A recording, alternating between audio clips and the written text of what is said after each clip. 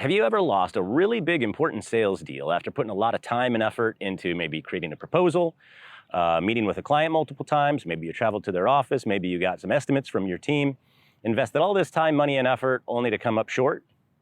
Or maybe have you ever tried to convince a business partner or something, a romantic partner of something, and in the end couldn't get them to agree with you? If you can give me their reasoning for not agreeing with you or not choosing you, I can tell you exactly where in the sales process you failed to sell yourself.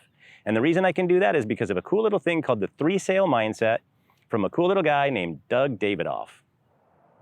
The 3-sale mindset is pretty much a law in any type of selling. In this case, it doesn't matter what type of selling.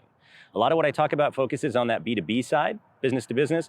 In this case, you could be doing anything from enterprise software sales to legal services, accounting services. You could be selling TVs at Best Buy, or maybe you're just trying to talk a business partner into a new hire or trying to talk a spouse into buying a vacation home.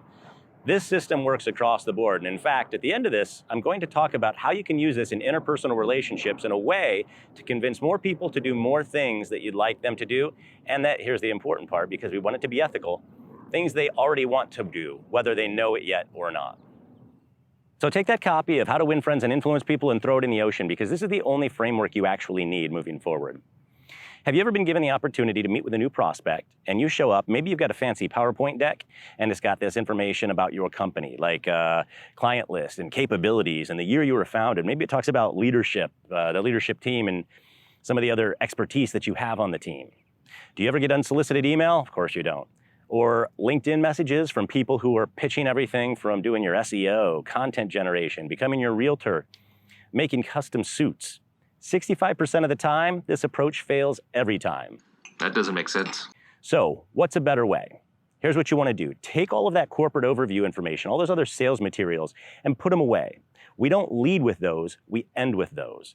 Here's how we take the 3-sale mindset and use it both internally at Distill as an agency, but also within the missing link program that we teach to other members and customers.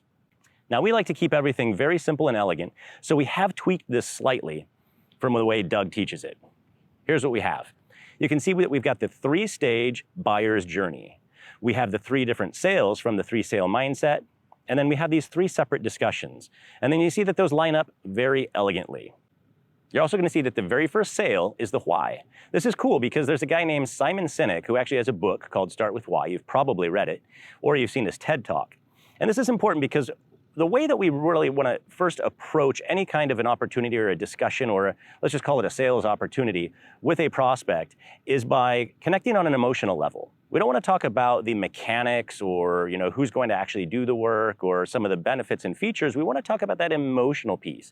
That is our why. So in sale number 1, what we want to do is really focus on why there needs to be a change in the first place. That change, of course, is going to ultimately mean why do they need to buy from us? So the why comes down to things like, why is the status quo no longer viable? We all know that the default state in any sales opportunity is to simply do nothing. They cannot buy from you and they can continue to do what they're doing. But what does that really mean? Could it mean that they're going to stop growing? They're going to lose market share? Are they going to lose profit margin? Are they going to go out of business? How does your solution solve an emotional problem that's so important to their existence that they almost have to choose to make that change? Now, as Doug outlines, it's very important to not only start with sale number 1, but you need to close sale number 1 before moving on to sale number 2. If you don't, you're going to end up looking back and not winning the project or not winning that deal or not winning that argument and then figuring out that you failed on step 1. So until you can do this, you need to stick with it. All right, once you're able to close sale number 1, you have agreement with your prospect on the fact that change does need to take place, we move on to sale number 2, and that one is called the what.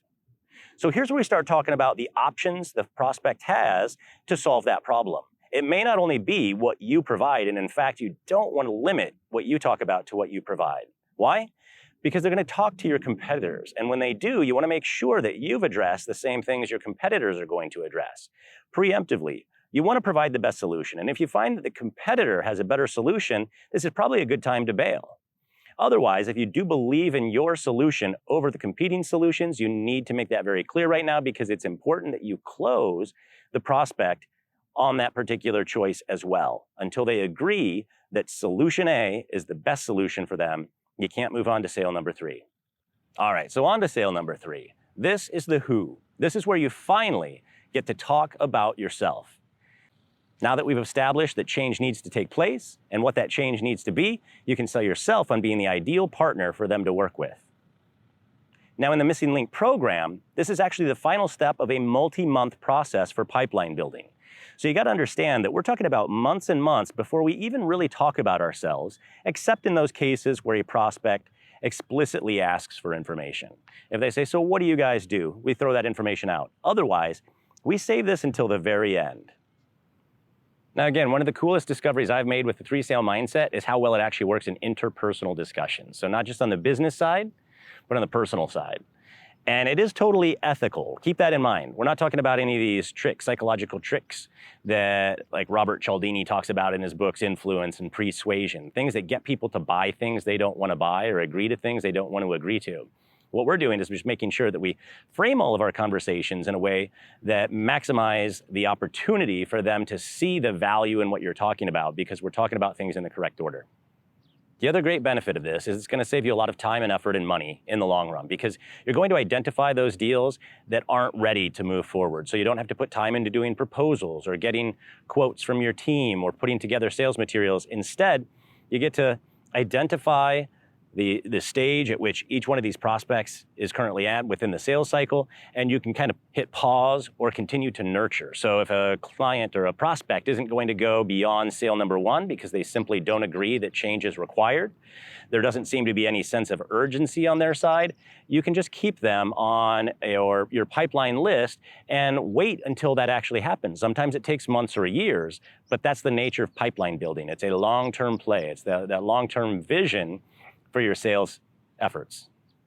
So go ahead and Google Doug Davidoff and his 3-sale mindset so you can learn a little bit more about the origins of this entire framework.